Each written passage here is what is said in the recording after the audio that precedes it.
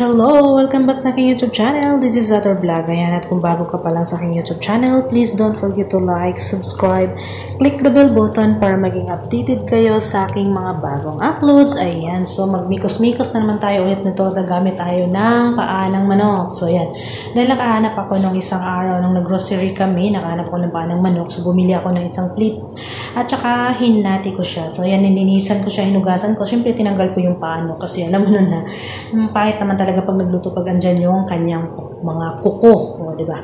So ayan, pinagputol ko na, naglinis ko na, tinanggal ko na yung pati yung salapalapan niya, kinuha ko na rin yung mga black doon, and then ayan, ready ko na siya sa kalahas. So tinimplan ko siya diretso para ilaga ko muna siya hanggang siya lumambot. So naglagdag lang ako dyan ng dahon ng paminta, sibuyas, loya, and then naubusan kasi ako ng bawang pala, nakalimutan ko bumili ng bawang, so walang bawang siya. So yan lang yung ano ko, tapos pakuluan ko lang siya ng 1 oras. Try kong 1 oras kung kaya na ba siyang lumambot. So ayan, pero umabot na ng 1 oras, pero parang kulang pa yung pagkalaga niya, kaya nagdagdag na naman ako dyan ng tubig para maglaga na naman ulit ng 30 minutes. So ayan, no, hintayin ko lang siya hanggang siya lumambot. Ayan.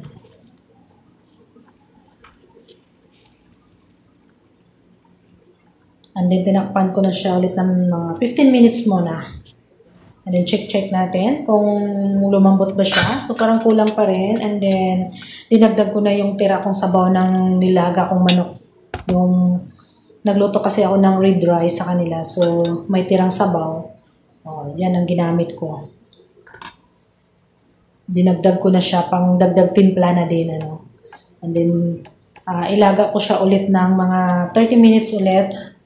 So, kumbaga, naluto ko to siya ng mga 2 oras sa kalahati. Saka kaka-check. And then, parang okay naman siya. Ayan. So, dinagdag ko na yung 7-Up. So, dahil may nabili pala ako, tapos may natira pa naman. So, dinagdag ko na lang yung 7-Up. And then, nagdagdag pala ako dyan ng suka, 1 teaspoon. And then, tuyo na din, pampakulay. And then, hinalo ko lang siya. And then, takpan ko na lang siya ulit at halulutuin ko naman siya ng 30 minutes ulit. So, after 30 minutes, chinek ko. And then, nagdagdag na rin ako ng ketchup. Diba? Pampakulay niya. Tsaka, nagdagdag din ako dyan ng konting sugar. White sugar kasi wala akong brown sugar. So, depende pa rin sa inyo, no? Kung anong gustong lasa. Or, nasa sa inyo ang panimpla kung ano yung gusto nyong luto dito. Pero ako, ngayon, tinry ko lang naman to kung pwede ba or masarap ba siya, no? So, nagbikos-mikos na naman tayo, mag-invento na naman tayo ng ating ulam. So, ayan, dahil kulang pa yung pagkalata niya. So, tinakpan ko ulit, niluto ko naman siya ulit ng 15 minutes. And then, saka dinagdag ko yung sili, yung malalaking sili.